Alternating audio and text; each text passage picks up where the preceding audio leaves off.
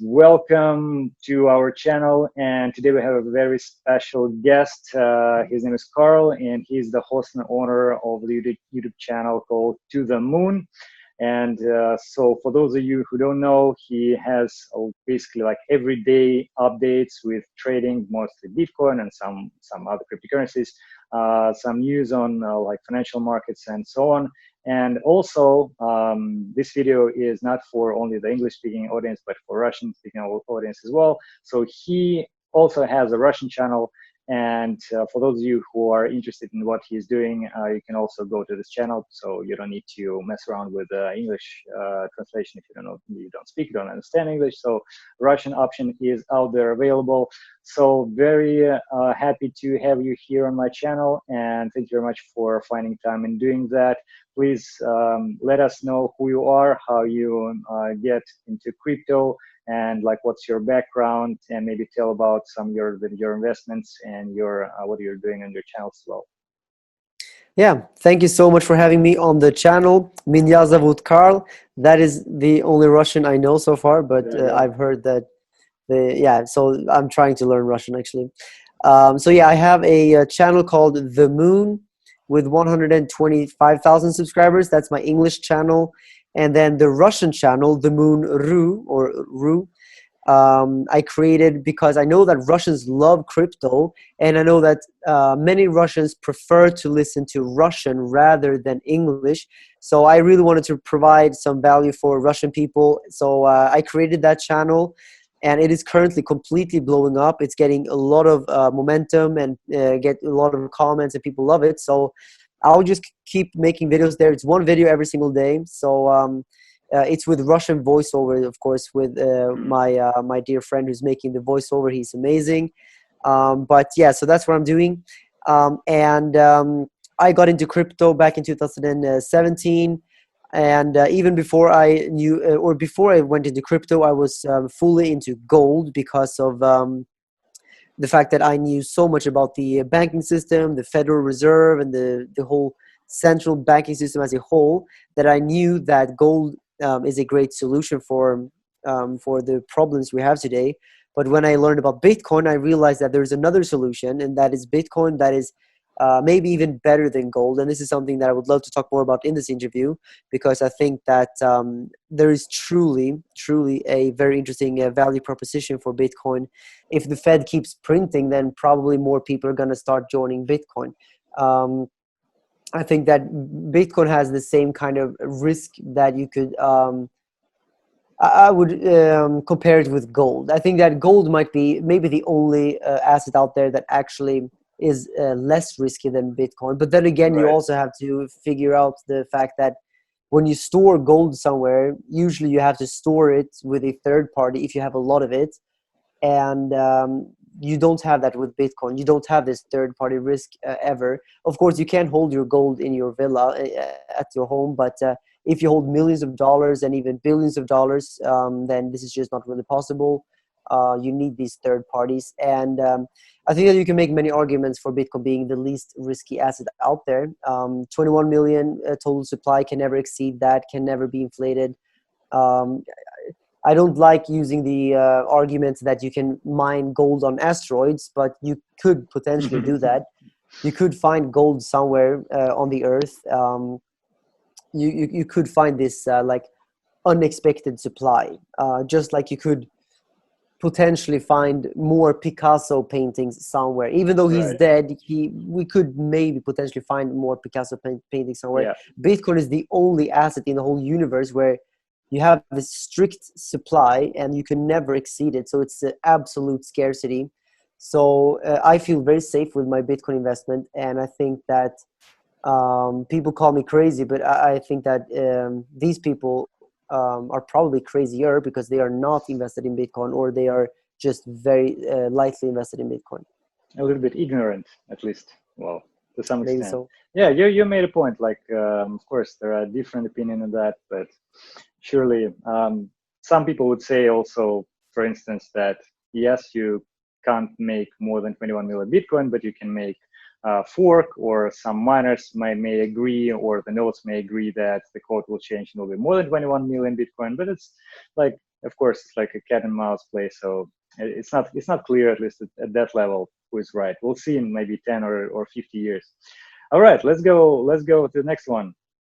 You mentioned about the money printing thing, and so we're indeed in a very weird situation when, as we know, money printing goes burr, and it's printing money as crazy, and we haven't seen that for a while. Although with the recent crash of stocks, the recovery is so sharp, and like economy is going down, but we still the stocks price is going up, which is like kind of not reasonable if you think about it in deep level. But in any way, considering all that things which are happening right now from the global perspective, what do you think about the consequences for the finances and like global economy in like next maybe 5 to 10 years?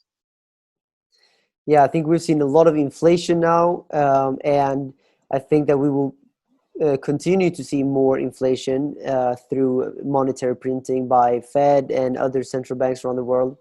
It's not only the Federal Reserve, it's all of the other, I think it's 80 or even more than 80 central banks out there that are printing money like never before. And I think that this is very, very dangerous. I think that it's inevitable that this system will collapse at some point. We know that all fiat currencies eventually go back to their intrinsic value of zero. They all collapse. Mm-hmm. And I think that there's no reason to believe that the US dollar or any other fiat currency out there would survive. Statistically, history gives that a chance of zero, basically. So the dollar will collapse. And we are seeing the beginning stages of this right now, as everyone knows. We can see how much the Fed is printing, how other central banks are printing. And I think that this is something that greatly will benefit Bitcoin, of course, because like we talked about, Bitcoin cannot be printed. Yeah.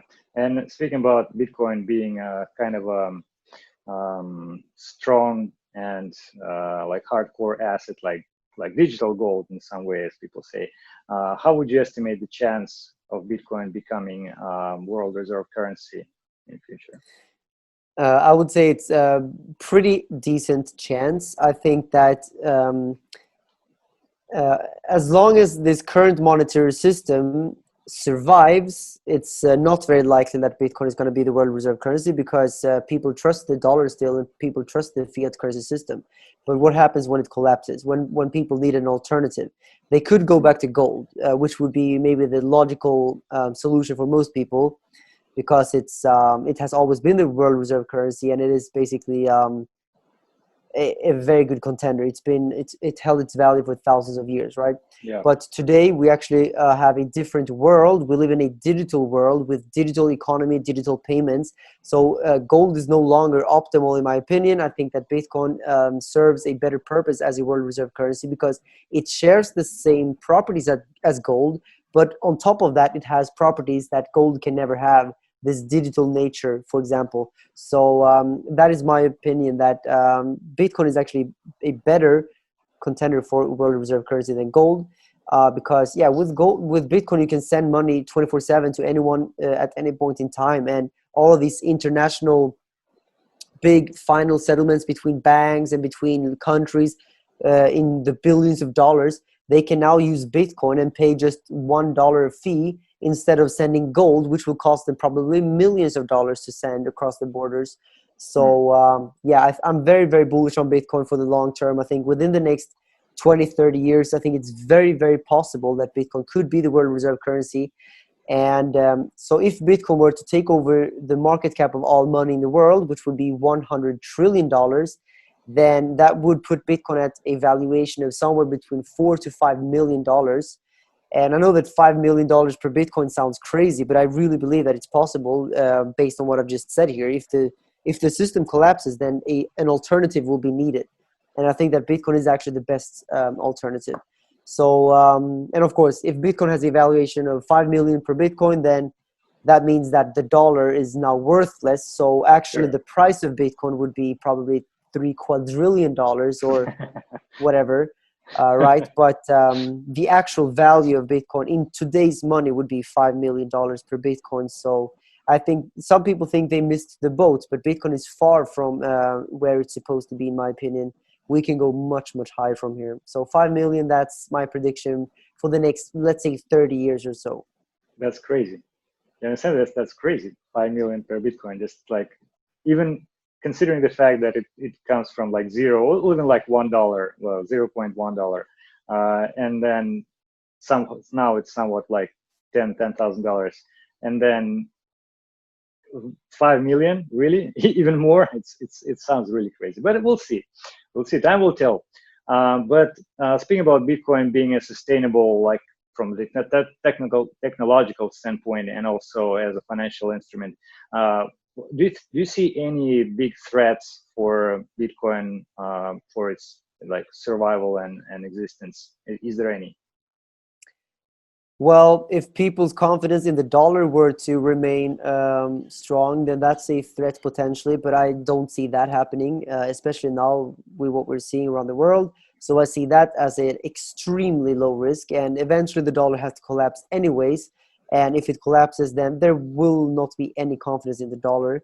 Gold could potentially be a threat to Bitcoin. Maybe gold is the biggest threat to Bitcoin.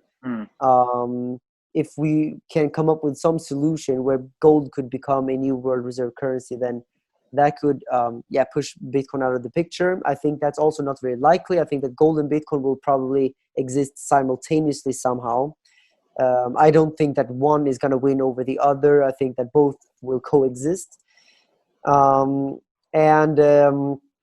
when it comes to government regulation, I think it's laughable. That's never going to be any threats to Bitcoin. Maybe short term, but never long term.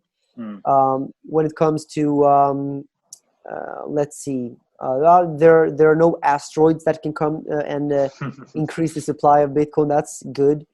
I don't think that, I mean, if the internet dies from solar flares or something, then we have bigger problems than not being able to use Bitcoin. So I don't think that the internet getting shut down is a big threat either, because that's a bigger threat to humanity rather than to Bitcoin itself. Makes sense. And what else? What could be a threat to Bitcoin? Well, I can give you two like options, and you'd think, like, say, do you think are reasonable or not? Like, first one, which people refer to, is a bug in the code. Like, apparently there could be a bug which we couldn't like get now, and there were some before, and just it was caught pretty like fast after it was figured out there's a bug.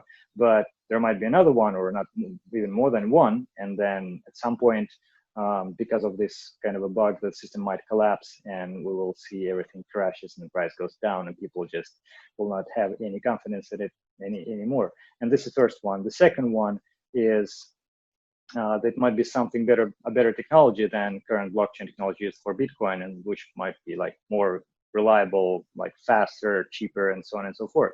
So there are two possible threats. What do you think? Yeah, so I think that the first option, so first of all, altcoins, I don't think those are a threat to Bitcoin, if that's what you were referring to with option number two, because Bitcoin has the security and the network effect. And even though you can find a cheaper altcoin and faster altcoin than Bitcoin, I mean, you are compromising security most likely. And even if you find a cheaper and faster altcoin, there will always be another cheaper and faster altcoin in the future. So there will always be this problem that there will be a better technology. So you might as well just try to improve the best technology out there right now, or the most secure one, which is Bitcoin, and the one that has the best network effect, and just work on that. So that I don't really see altcoins or any other technology as a threat to Bitcoin. A bug in the code. So I'm not a computer scientist. I'm not a programmer, so I cannot really like go into specifics. But for me personally, it feels like every day that goes by where we don't find a bug is yet another day of success, which is making it less likely that there is a bug in there. Right. And so the longer we go without any problems, the more likely it is, in my opinion, that this is not going to happen. And I think that seeing Bitcoin being alive and well for 11, maybe 12 years soon here, makes me not very worried about that. But I guess we would have to consult some kind of programmer or computer scientist to really know exactly what kind of threat there could be there. But yeah, I just think that there have been thousands and thousands of people reviewing the code, and it seems like so far we haven't really seen any major flaws. I think that there have been a few flaws, but they have been fixed Right. since way back. Sure. Makes sense. Makes sense. And so, of course, there are some potential threats, but you already mentioned some things about the positive parts of Bitcoin as like a currency or the asset. And how do you think, like some people say that, for example, as soon as we are able to pay for coffee with Bitcoin, it's like with like Lightning network or something, then it like Bitcoin will be all over the place and then go to the moon, right? Or let's say if we see some maybe even small government, some small country started to invest in Bitcoin, which is not correlated asset potentially to the other assets or currencies, then it will be like a first step before all, or maybe like many other current countries will start to use Bitcoin as a reserve instead of gold, and so on and so forth. Or maybe some other things, other events, other steps in Bitcoin evolution. What do you think? Like, what's the groundbreaking things in the development or the awareness or some just evolution of Bitcoin, which might bring it to the very, very new level? Yeah, so for sure we need some kind of second layer solution, because Bitcoin as it is right now cannot be used as a medium of exchange because of the transaction time and the transaction fees. So that needs to be solved, and I think that this is not a problem. I mean, it's just an opportunity to make a second layer solution, make it fast and cheap to use. Of course, you would compromise security, but when you buy a cup of coffee, you don't really need the full security of the Bitcoin blockchain. However, when you do send millions of dollars across borders around the world, you want to make sure to have the security, and that's why you want to have this transaction time, because it's a part of the security. If Bitcoin were instant, then you wouldn't have the security. So the transaction time is a feature, it's not a bug, and the transaction fees are also there for a reason. So I think that yeah, secondary solutions, they will for sure make Bitcoin more useful for a medium of exchange. But Bitcoin is already perfectly useful as a store of value and as a means of payment still. I mean, you can pay people with Bitcoin if you don't need instant transactions. I'm paying people with Bitcoin. I'm getting paid in Bitcoin. It's completely fine. But yeah, that is something that definitely is needed in the future. I think that, but it will take maybe another decade before we see people. I mean, even if we develop the perfect solution today, it will probably still take another decade before people start using Bitcoin as a medium of exchange, because the dollar still works. The dollar is still something that people trust. So Right. as long as that is true, people won't migrate to Bitcoin. People need to be pushed into Bitcoin, which will happen eventually when the dollar collapses. But I'm giving the dollar maybe at least another decade more. It's possible. It could collapse tomorrow. But I'm saying that these things could take time. Many people thought the dollar was going to collapse back in the 70s when they cut the gold backing of the dollar. But hey, we're still seeing the dollar alive. So these things can take longer than we maybe want or think or whatever. So let's be patient. Makes sense. Makes sense. So I was going to switch to the hottest topic about the price predictions, like when Bitcoin will be in the next all-time high and so on. But before that, I would just want to make our audience to like understand how good trader you are, and I want to ask you about your best and worst like a trade or investment you've done so far.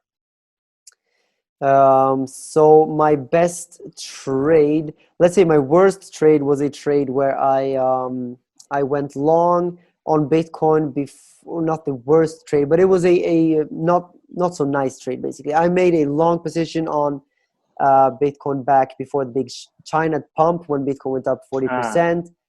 I put a stop loss basically exactly where it came down and dipped right before it pumped 40%. Yeah, So I got stopped out, yeah, right before this huge pump. That was sad. But then again, there will be more opportunities out there. It was a big position. It was one of the bigger ones because I don't know. I just things aligned, but yeah, that was not a nice trade. That was a horrible one. What else? Like one of my best trades. I don't think I don't really have like a trade I really remember as the best trade. I had a few nice ones. In terms of like just holding altcoins, I don't know. Like right now, I have some DeFi picks right now, and some of them have done very well because of the bubble, because of the hype. So I had Mm-hmm. a Mm-hmm. couple of them that did 3x in just like 2-3 weeks. So that was of course something that was amazing. But DeFi, I'm seeing it more almost like gambling. But because you can buy DeFi coins, they can go up 10x, but we also have to understand that anything that goes up 10x in 1 week can go down 90% in one day.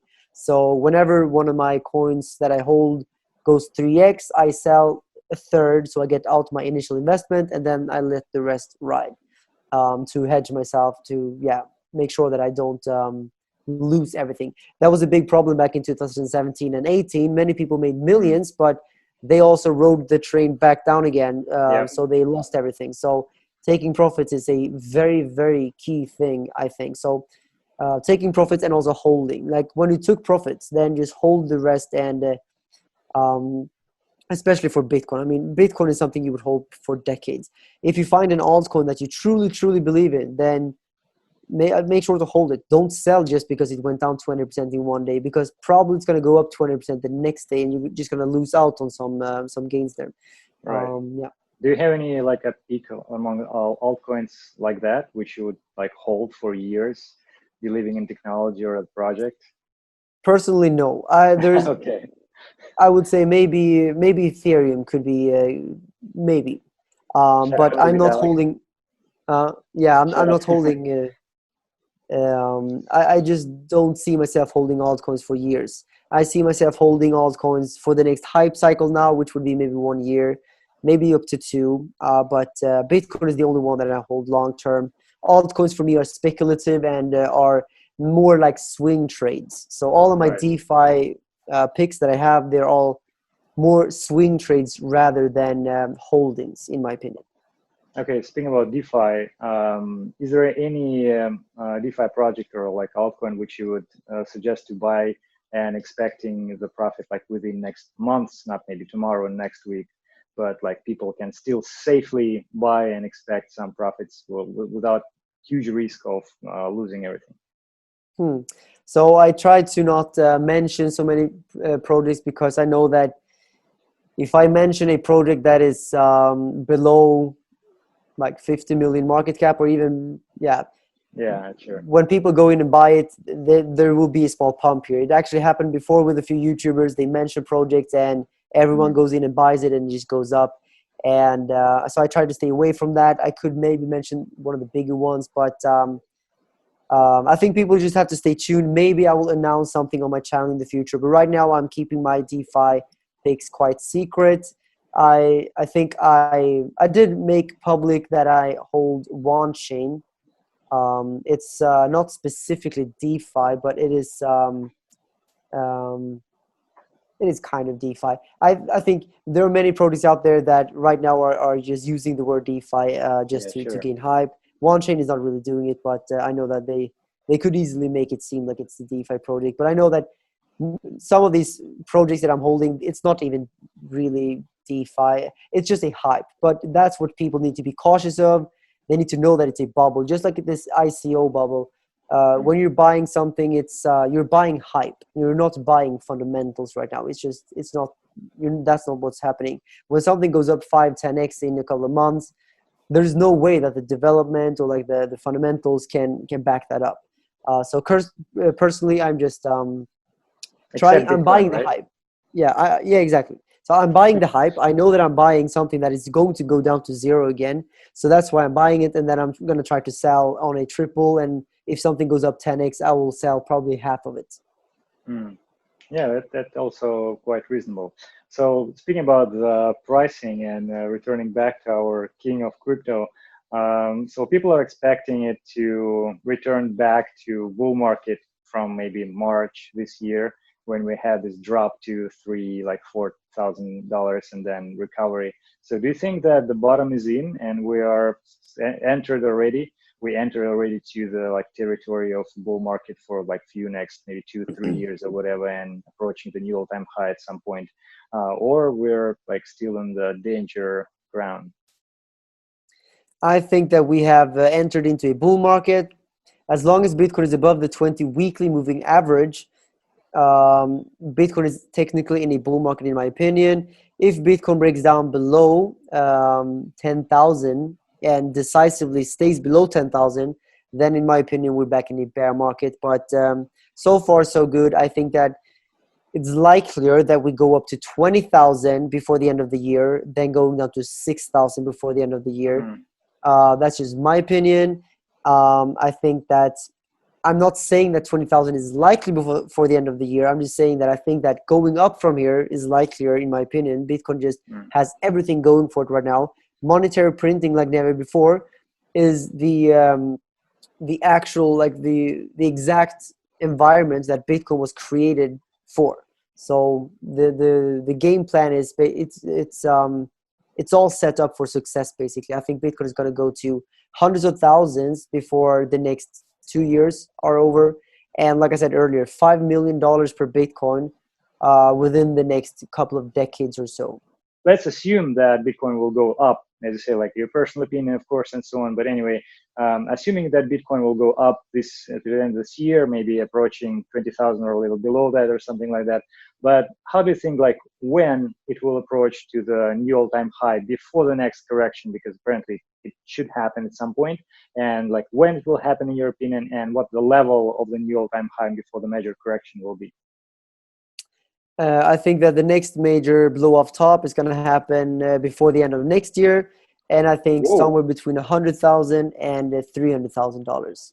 Whoa, it's so quick. It's not even 4 years cycle from the bottom as we had before, so it's extended. But next year, whoa, we're in a very interesting time. That's super great.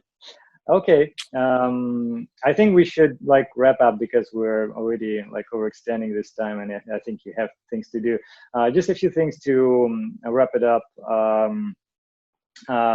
Just an advice from you to people watching it and listening it. We'll maybe try to make it I don't know, some gold advice. How not to lose all your money investing in crypto. So my advice is just take profits and try to buy things that you understand. And I would say keep at least 80% of your money in Bitcoin or your crypto in Bitcoin. That's the safest bet. You can gamble with altcoins and trade altcoins and all of that, but keep most of your crypto in Bitcoin, because that is the only way that you can make sure that for the next few decades, you will maintain value. Most of these altcoins will go back to zero. Of that, I'm sure. 95% of them will go back to zero. Okay, so at least I've heard that it's pretty safe to trade with 100x leverage. So you see, since you didn't say that it's forbidden, then we can do that, right? 100x is risky. I would advise against that. Of course, it's crazy thing. Well, some people do anyway. It's 125. It's available out there. The last thing which I was going to ask you. So you pretty extensively do things in crypto. So you have your channel. You're investing. You're promoting the general paradigm of Bitcoin being a future. A framework for finances and so on. So, but if just imagine that you don't do crypto or work in crypto, you do something else. What else would you do then? I can't imagine anything else. Really? Wow, you're a very dedicated person. But it's cool. It's really nice to see people loving the space and understanding it deeply. So, and promoting it without not being moon boys, no pun intended, but reality that you're quite, I think, adequately approaching all this and considering all the things around it. Okay, so it was very nice to talk to you, and I will probably leave all the links to your channels and resources, your Twitter, your YouTube, and guys, if you want to know more, if you want to follow and having the everyday updates on price trading, some news, and not only in Bitcoin, like in general economy and so on. Please go ahead and check his resources. Carl is a very interesting person, not as only as a trader or investor, but just a person. So go ahead and try and check it out. And as usual, it was very nice that you all guys joined this video. I hope that you enjoyed it as well. And see you in the next one. And Carl, thank you very much for finding time, and appreciate you doing this. Thank you very much. Okay, goodbye.